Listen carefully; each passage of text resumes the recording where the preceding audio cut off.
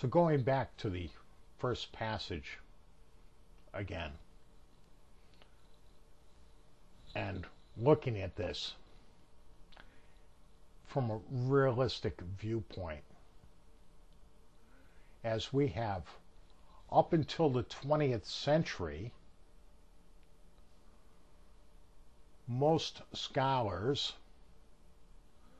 when textual criticism and everything else came about and started looking at these things and picking them apart, and it was up until the 20th century,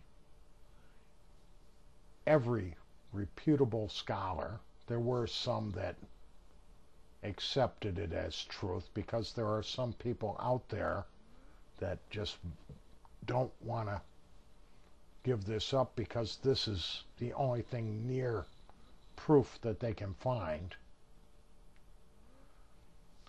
But even of those, you have people that say, well, it was probably changed, or maybe a Christian scribe along the way inserted this or that. Maybe it was something that was on the border. I mean, you can go on to this ad nauseum. The point is that most Christian scholars, even today, will admit that this passage has been fooled around with, that it has been changed. And some believe that the whole thing is fake. And I've even come across some people that believe that all of Josephus's works are just a literary fiction created by the church. And that is always possible too. But on your information section there, I enclosed a little information from a scholar, Louis Feldman, who between 1937 and 1980 did a study of this passage, and all the scholars that dealt with it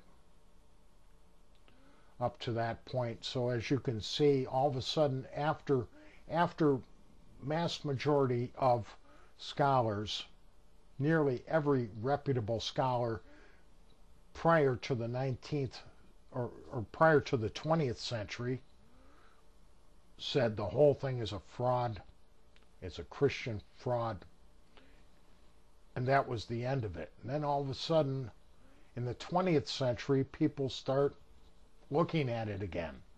And it's still going on, even in our own time. But if we look at this chart, we can see that out of 52 people that wrote this and studied this and wrote books and papers about this, Feldman found that 4 people out of the 52 felt that the passage is entirely genuine. After that, you begin to feel that the figures he came up with are kind of manipulated a little bit, as you can see.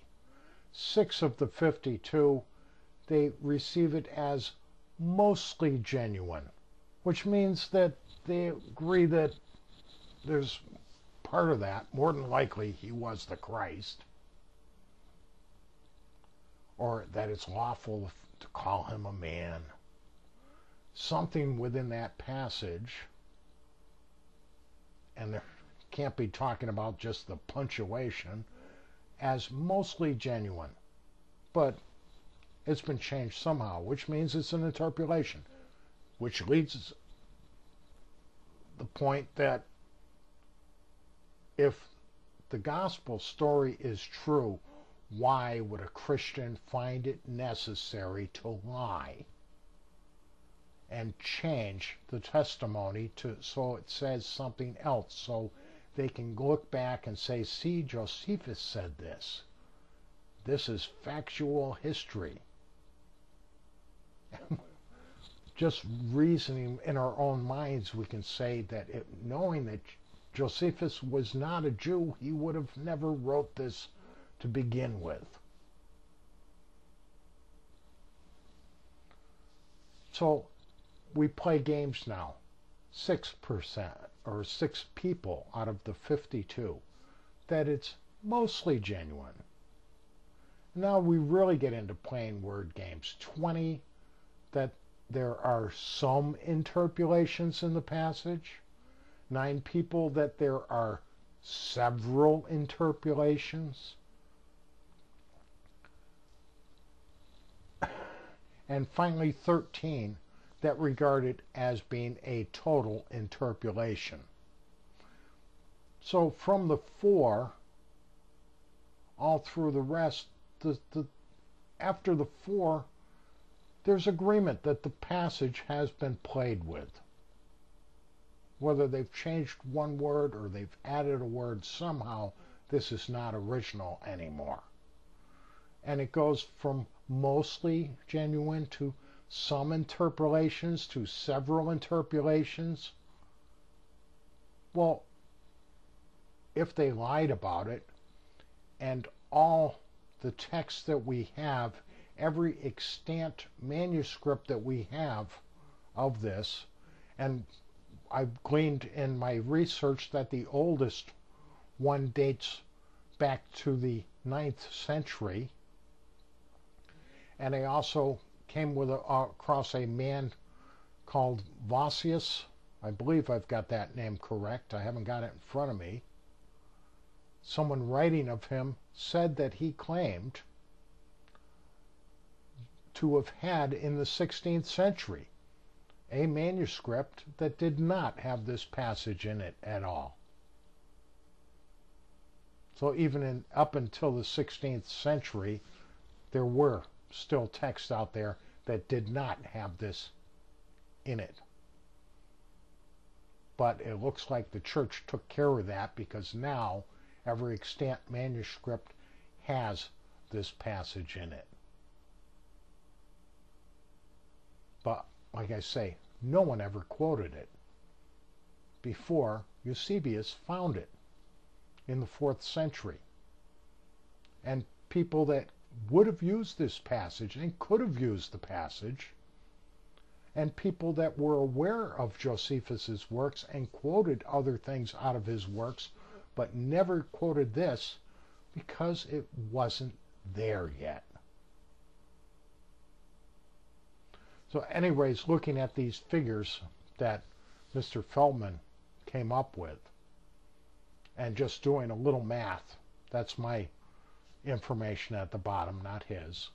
It still breaks down to, just out of a survey of 52 scholars between the years of 1937 and 1980, it breaks down to 7.7% of 52 scholars, meaning the 4, felt that this passage was entirely genuine. 92.3% of scholars, including Christian scholars, feel that in one way or another that this has been played with, it's been adjusted, all the way up to people stating that they believe that the entire passage is spurious. So, I personally believe it is too. But we can go on about this until we're sick of hearing about it. But like I said, it boils down to, if it was there, why did anyone touch it? And we've got people that could have used it. We're aware of Josephus's writings and never used it. So it couldn't have been there. It's got to be a fraud. Thanks for listening.